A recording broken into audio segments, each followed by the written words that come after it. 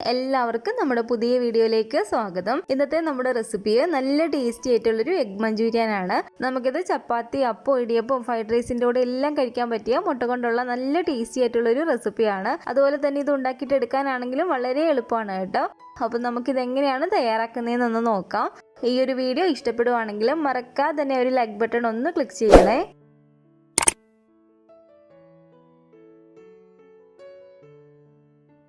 Egg manchurian ഉണ്ടാക്കാൻ വേണ്ടിയിട്ട് ഞാനിപ്പോൾ ഇതിലേക്ക് ഒരു 5 മുട്ടയാണ് കേട്ടോ എടുത്തിരിക്കുന്നത്. മുട്ട നന്നായിട്ട് തന്നെ പുഴുങ്ങി എടുത്തിരിക്കുന്നതാണ്. നമ്മൾ ഈ ഒരു റെസിപ്പിക്ക് വേണ്ടിയിട്ട് മുട്ട പുഴുങ്ങിയിട്ട് എടുക്കുമ്പോൾ നല്ല പോലെ തന്നെ മുട്ട വേവിച്ചിട്ട് വേണം എടുക്കാൻ വേണ്ടിയിട്ട്. അകത്തെ ആ ഒരു മഞ്ഞക്കരുവൊക്കെ നന്നായിട്ട് തന്നെ വേകണം. പുഴുങ്ങിയെടുത്ത ഓരോ മുട്ടയും നമുക്ക് ആ ഒരു മഞ്ഞക്കരു ഉടയാതെ തന്നെ ഒരു 5 6 ആയിട്ട് ഇതിലൊന്ന് കട്ട് ചെയ്തിട്ട് എടുക്കാം. അപ്പോൾ മുട്ടയെല്ലാം കട്ട് ചെയ്തെടുത്തതിന് ശേഷം ഇനി നമുക്കിതിലേക്ക് ഒരു മാവ് റെഡിയാക്കാനുണ്ട്. ഈ ഒരു പാത്രത്തിലേക്ക് ഞാനൊരു 3 ടേബിൾ സ്പൂൺ അളവിൽ കോൺഫ്ലോർ ചേർത്ത് കൊടുക്കുകയാണ്. അതുപോലെ തന്നെ ഒരു 3 ടേബിൾ സ്പൂൺ അളവിൽ മൈദയും കൂടെ നമുക്ക് ചേർത്ത് കൊടുക്കാം. കൂടാതെ ഇതിലേക്ക് ഒരു 1/2 ടീസ്പൂൺ അളവിൽ കുരുമുളക് പൊടി നമുക്ക് ചേർത്ത് കൊടുക്കാം. അതുപോലെ ആവശ്യത്തിനുള്ള ഉപ്പും കൂടി ഇട്ട് കൊടുത്തിട്ടുണ്ട്. 3/4 ടീസ്പൂൺ അളവിൽ ഇഞ്ചി വെളുത്തുള്ളി പേസ്റ്റ് ആണ്, അതും കൂടെ ഞാൻ ഇതിലേക്ക് ഇട്ട് കൊടുത്തിട്ടുണ്ട് കേട്ടോ. 1 ടീസ്പൂൺ അളവിൽ കാശ്മീരി മുളക് പൊടിയും 1/4 ടീസ്പൂൺ അളവിൽ മഞ്ഞൾപ്പൊടിയും കൂടി ഇട്ട് കൊടുത്തിട്ടുണ്ട്. ഈ ഒരു പൊടികളെല്ലാം കൂടി ചേർത്തിട്ട് നല്ലപോലെ തന്നെ നമുക്ക് ഇതുപോലെ ഒന്ന് മിക്സ് ചെയ്തിട്ട് എടുക്കാം. ഇനി ഇതിലേക്ക് കുറച്ച് വെള്ളം ചേർത്തൊന്ന് മിക്സ് ചെയ്തിട്ട് കുറച്ചൊന്ന് കട്ടിയായിട്ടുള്ള ഒരു ബാറ്ററായിട്ട് തന്നെ നമുക്കിതൊന്ന് ആക്കിയിട്ട് എടുക്കാം കേട്ടോ. ഒരുപാട് മാവങ്ങ് ലൂസായിട്ട് പോകരുത്. നമ്മൾ മുട്ട ബജിയൊക്കെ ഉണ്ടാക്കുന്ന ഒരു കട്ടിക്ക് വേണം മാവ് റെഡിയാക്കിയിട്ട് എടുക്കാൻ വേണ്ടിയിട്ട്.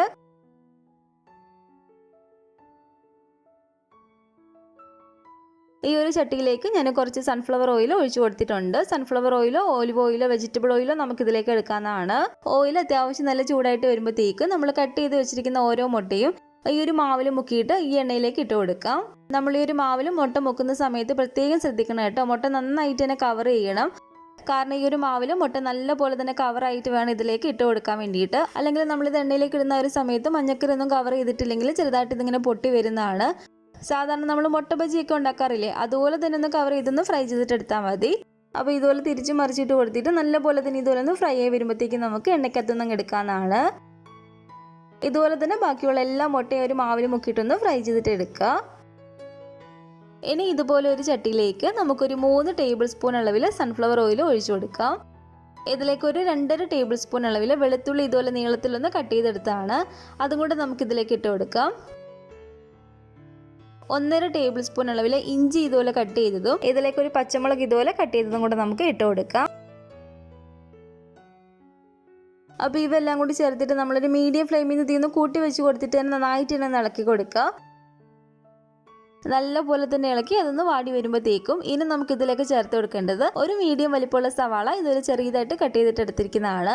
അപ്പോൾ ഈ ഒരു സവാള ചെറുതായിട്ട് കട്ട് ചെയ്തതും കൂടി ഇട്ട് കൊടുത്തിട്ട് നന്നായിട്ട് ഇനി ഇതൊന്ന് ഇളക്കിയിട്ടെടുക്കുക. സവാളയൊക്കെ ആണെങ്കിൽ ഒരുപാടങ്ങ് വഴഞ്ഞു പോകരുത്. തീയൊന്ന് കൂട്ടി വെച്ചിട്ട് തന്നെ ഇതെല്ലാം ഒരു ഹാഫ് കുക്കേ ആവാവുള്ളൂ.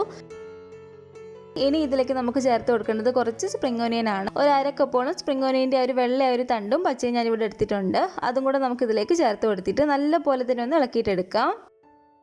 ഇതെല്ലാം തന്നെ ഒരു ഹാഫ് കുക്കേ ആവാവുള്ളൂ. അതുകൊണ്ട് നമ്മളൊരു ഹൈ ഫ്ലെയിമിൽ ഇട്ട് കൊടുത്തിട്ട് തന്നെ നന്നായിട്ടൊന്ന് ഇളക്കി കൊടുത്താൽ മതി കേട്ടോ. ഓയിലിൻ്റെ കുറവുണ്ടെങ്കിൽ നമുക്കിതിലേക്ക് കുറച്ച് ഓയിലും കൂടി ഒഴിച്ചു കൊടുക്കാവുന്നതാണ്. സ്പ്രിംഗ് ഓനിയനും കൂടി ചേർത്ത് നന്നായിട്ട് ഇതുപോലെ ഇളക്കിയതിന് ശേഷം ഇനി നമുക്കിതിലേക്ക് ചേർത്ത് കൊടുക്കേണ്ടത് ഒരു മീഡിയം വലിപ്പമുള്ള ക്യാപ്സിക്കം ഈ ഒരു വലിപ്പത്തിൽ കട്ട് ചെയ്തെടുത്തതാണ്. അപ്പോൾ ഈ ഒരു ക്യാപ്സിക്കം കൂടെ ഞാൻ ഇതിലേക്ക് ഇട്ട് കൊടുത്തിട്ടുണ്ട്. ക്യാപ്സിക്കം കൂടെ ചേർത്ത് കൊടുത്തിട്ട് ഒരു ഹൈ ഫ്ലെയിമിൽ ഇട്ട് കൊടുത്തിട്ട് തന്നെ നമ്മളൊരു 1.5 മിനിറ്റോളം ഒന്ന് ഇളക്കി കൊടുത്താൽ മതി. അതൊന്ന് വാടി വരുമ്പോഴത്തേക്കും ഇനി നമുക്ക് ഇതുപോലെ ആവശ്യത്തിനുള്ള പൊടികൾ ചേർത്ത് കൊടുക്കാം.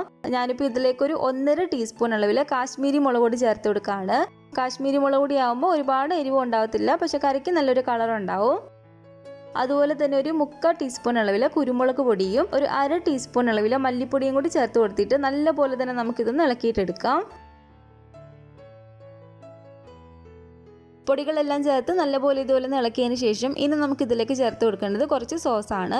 ഒരു 3 ടേബിൾ സ്പൂൺ അളവിൽ നമുക്കിതിലേക്ക് ടൊമാറ്റോ സോസ് ചേർത്ത് കൊടുക്കാം. അതുപോലെ തന്നെ ഒരു 2 ടേബിൾ സ്പൂൺ അളവിൽ ചില്ലി സോസും കൂടി ഇതിലേക്ക് ചേർത്ത് കൊടുക്കുകയാണ്. 2.5 ടേബിൾ സ്പൂൺ അളവിൽ സോയാ സോസും കൂടി ഇതിലേക്ക് ചേർത്ത് നന്നായിട്ട് ഇതുപോലെ ഇളക്കിയതിന് ശേഷം ഒരു 3/4 ടീസ്പൂൺ അളവിൽ പഞ്ചസാര നമുക്കിതിലേക്ക് ചേർത്ത് കൊടുക്കാം. ആ ഒരു എരിവും എല്ലാം ഒന്ന് ബാലൻസ് ചെയ്യാൻ വേണ്ടിയിട്ട് ഇതുപോലെ കുറച്ച് പഞ്ചസാര മാത്രം ചേർത്ത് കൊടുക്കുക. 1 ടീസ്പൂൺ അളവിൽ നമുക്കിതിലേക്ക് വിനാഗിരിയും കൂടി ചേർത്ത് കൊടുത്തിട്ട് ഇതൊന്ന് ഇളക്കിയിട്ടെടുക്കാം. ഞാനിപ്പോൾ ഇതിലേക്ക് ഉപ്പ് ചേർത്ത് കൊടുത്തിട്ടില്ല. നമ്മൾ സോസ് ചേർത്തതിന് ശേഷം മാത്രം ഉപ്പ് ചേർത്ത് കൊടുത്താൽ മതി. സോസിനകത്ത് ഉപ്പുള്ളതുകൊണ്ട് ഉപ്പ് നോക്കിയിട്ട് മാത്രം ഇതുപോലെ നമ്മൾ ചേർത്ത് കൊടുക്കുക. അപ്പോൾ ആവശ്യത്തിനുള്ള ഉപ്പും കൂടി ചേർത്ത് കൊടുത്തിട്ട് ഇതുപോലെ ഒന്ന് ഇളക്കിയിട്ടെടുക്കുക. ഒരു 1/4 കപ്പ് അളവിൽ ക്യാപ്സിക്കം ഇതുപോലെ ക്യൂബ്സാക്കി കട്ട് ചെയ്തതും, ഒരു 1/2 കപ്പ് അളവിൽ സവാള ഇതുപോലെ ക്യൂബ്സാക്കി കട്ട് ചെയ്തതും കൂടെ ഇട്ട് കൊടുത്തിട്ട് നന്നായിട്ട് തന്നെ ഒന്ന് ഇളക്കിയിട്ടെടുക്കുക. ഇത് ഈ ഒരു പാത്രത്തിലേക്ക് 1 ടേബിൾ സ്പൂൺ അളവിൽ കോൺഫ്ലോർ ഇട്ട് കൊടുത്തിട്ട് അതിലേക്ക് ഒരു 1/2 കപ്പ് അളവിൽ വെള്ളം കൂടി ചേർത്തൊന്ന് മിക്സ് ചെയ്തെടുത്താണ്. അപ്പോൾ ഈ ഒരു മിക്സ് നമുക്കിതിലേക്ക് ഇനി ഒഴിച്ചു കൊടുത്തിട്ട് നല്ലപോലെ തന്നെ ഇതുപോലെ ഇളക്കിയിട്ടെടുക്കുക. ഈ ഒരു കോൺഫ്ലോറിൻ്റെ ഈ ഒരു മിക്സ് ചേർത്ത് നമ്മൾ ഇതുപോലെ ഇളക്കുമ്പോഴത്തേക്കും തന്നെ ഇത് ചെറുതായിട്ട് ഇതുപോലെ ഒന്ന് കട്ടിയായി വരാൻ തുടങ്ങും. അപ്പോൾ ഈ ഒരു സമയത്ത് നമുക്കിതിലേക്ക് ആവശ്യത്തിനുള്ള വെള്ളം ചേർത്ത് കൊടുക്കാം. നമുക്ക് നല്ലപോലെ തന്നെ ഗ്രേവി വേണമെങ്കിൽ അതിനനുസരിച്ച് വെള്ളം ചേർത്ത് കൊടുക്കുക. ഞാനിപ്പോൾ ഇതിലേക്ക് ഒരുപാടങ്ങ് ഗ്രേവി ആക്കിയിട്ടല്ല എടുക്കുന്നത്. അതുകൊണ്ട് ഒരു 1/2 കപ്പ് അളവിൽ വെള്ളം കൂടി ചേർത്ത് കൊടുക്കുകയാണ്. ഈ ഒരു സമയത്ത് ഇതിൻ്റെ ടേസ്റ്റ് നോക്കിയിട്ട് എന്തെങ്കിലും കുറവുകളോ ഉണ്ടെങ്കിൽ നമുക്ക് ചേർത്ത് കൊടുക്കാവുന്നതാണ്. ഇതിലൊരു സ്വല്പം വിനാഗിരിയുടെ ഒരു കുറവും കൂടെ ഉണ്ട്. അതുകൊണ്ട് 1 ടീസ്പൂൺ അളവിൽ വിനാഗിരിയും കൂടി ചേർത്ത് ഞാനൊന്ന് ഇളക്കിയിട്ടെടുക്കുകയാണ്. ഇനി ഇതിലേക്ക് നമ്മൾ ഫ്രൈ ചെയ്ത് വെച്ചിരിക്കുന്ന ഈ ഒരു മുട്ടയെല്ലാം കൂടി ഇട്ട് കൊടുത്തിട്ട് നല്ലപോലെ തന്നെ ഒന്ന് മിക്സ് ചെയ്തിട്ടെടുക്കുക.